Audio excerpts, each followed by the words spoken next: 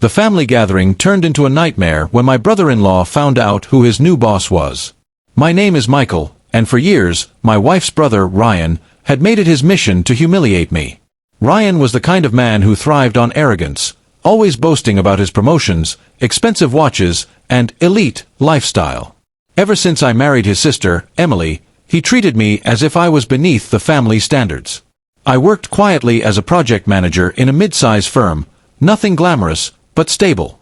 Ryan, on the other hand, had always bragged about being a senior executive at a top corporation. He loved to remind everyone that he married up, that his circle was full of successful people. Every family dinner became a stage for him to insult me. He'd smirk across the table and say things like, "So, Mike, still at that little desk job? Must be nice not having real responsibilities." I used to laugh it off for Emily's sake. She hated conflict and always begged me not to respond. "He's insecure," she'd whisper. But it was hard not to feel small when your own in-laws saw you as the underdog. Things began to shift about a year ago when my company was bought by a larger multinational firm. With the merger came new management opportunities, and to my surprise, my name came up for a major promotion. It turned out my consistent record and leadership in handling tough projects hadn't gone unnoticed. Within 6 months, I was offered the position of regional director, a job that placed me in charge of multiple branches across the state. I didn't brag, not even to Emily's family. I preferred peace over pride. But fate has a funny way of writing its own script. Last Thanksgiving, Emily's parents hosted a big family gathering at their country house.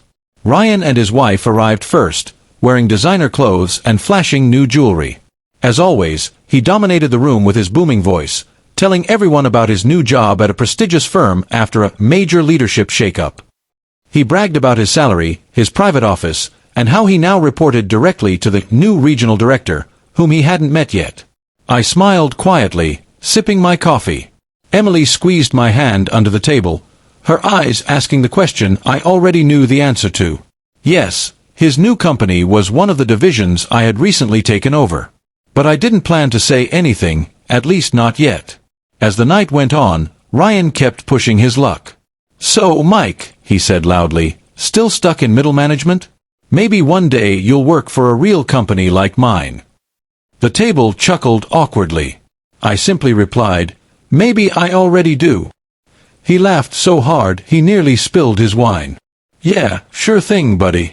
Emily shot him a glare, but he was too busy basking in his own arrogance to notice. 2 days later, I had my first official visit to his branch as part of my onboarding tour. I didn't tell anyone in the family. I wanted to keep it professional. When I walked into the building, the receptionist greeted me with, "Good morning, Mr. Anderson. The staff is waiting for your orientation." I nodded and headed toward the conference room, where all the managers were gathered, including Ryan. He was mid-conversation when I entered.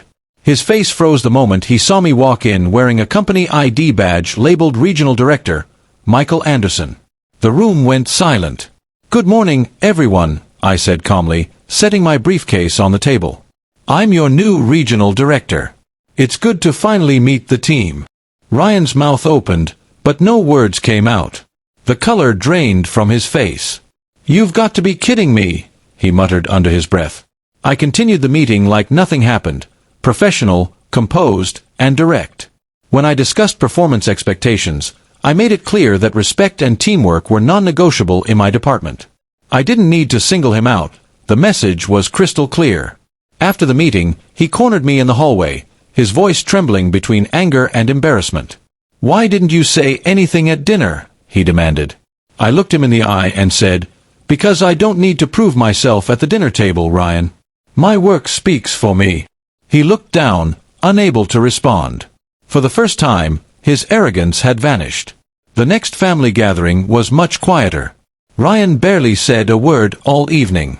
His wife tried to make small talk, but everyone could feel the awkwardness. When Emily's father asked how work was going, Ryan muttered, "Fine," while I smiled and said, "Busy, but rewarding." Emily's parents finally looked at me differently, not as the quiet son-in-law who kept his head down, but as a man who'd earned his success with dignity. As the night ended, Ryan approached me outside. "Look, Mike," he said softly, "I was wrong about you. I nodded, not with spite, but with calm understanding. "You weren't wrong about me," I said. "You just never cared to look past your own pride." He looked down, ashamed, and walked away. That night, as Emily and I drove home, she smiled and said, "You really did have the last laugh." I shook my head. "No," I replied. "I just stopped playing his game." Because sometimes, the sweetest revenge isn't about humiliation. It's about letting your success speak for itself while the people who doubted you are forced to listen in silence.